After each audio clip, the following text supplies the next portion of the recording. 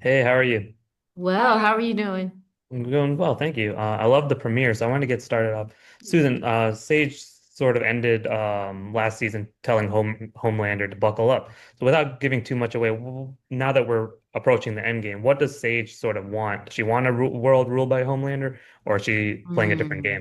Ooh, that's such a good question. I think when I like to think that Sage thinks of Homelander as John.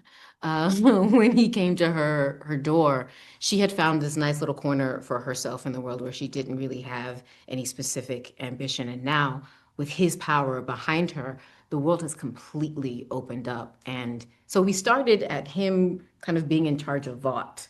That's where she started. So I think she wants to burst through that ceiling and see as high as she can go. Yeah, absolutely. And then Valerie, you mentioned, I think you described Firecracker as sort of a survivor and a grifter before. And so it's like as she's in this season, does she lean more toward the true believer, or is she starting to see the cracks in trusting Homelander too much? I think that's always been the question, or I mean, about any character, but particularly one that is sort of this vehicle for commentary about propaganda. Is like, how Mm. much does she actually believe it, and how much um, is this just a weaponization of the media? You know, the fact that she will say whatever she needs to say to influence the person in front of her. And I do think that's true. But at the same time, about Homelander specifically, I think it's been made pretty evident that her love is very real. Perhaps more real than anyone we've seen so far, because she hasn't been driven by fear, which has allowed her Mm. to make these really bold choices, very bold choices with him. Risks that other people would not. She's Yeah. stupidly fearless. But I think her love is real. Mm.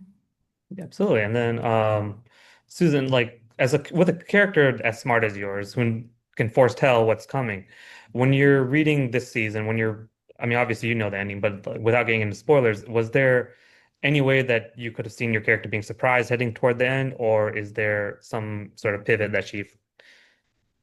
We were talking earlier about someone talking about that, like she knows everything, she's controlling everything. And it was really important to me to talk about how she's actually very hands off. She's letting people be exactly who they are.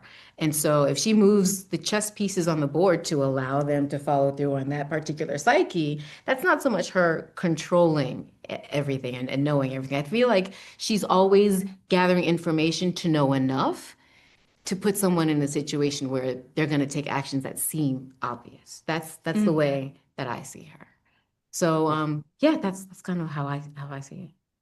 Awesome. And then Val, your character, she's not in a good plot health-wise when we meet her in the premiere, and she went through a lot last season as well. Mhm. So as this other strain is weighing on her, as her physical is kind of falling apart, what's kind of her end game? What's her kind of end goals? Like, does she just want this be this huge influence, or does she have bigger machinations?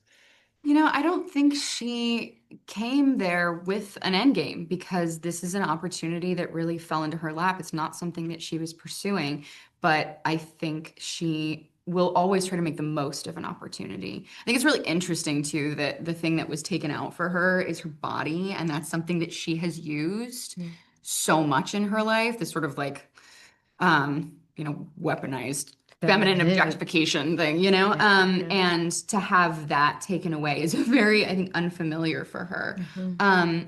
But now I lost my train of thought 'cause I'm just thinking about her What about her objectifying. body? Yeah.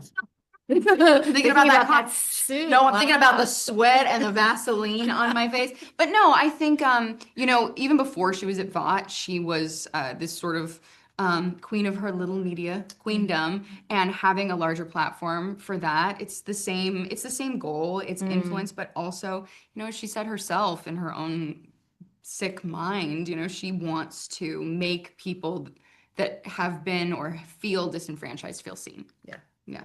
Yeah, absolutely. And I don't And want to keep Sage you gets to both take too long. advantage of that. Yeah, yeah, yeah. And I don't want to keep Perfectly you too set up. long. No, I really appreciate your time. But thank you so much for your time. Thank I you. can't wait to see the final season, and this has been so great. Thank you so much. Thank you Thank so you. much.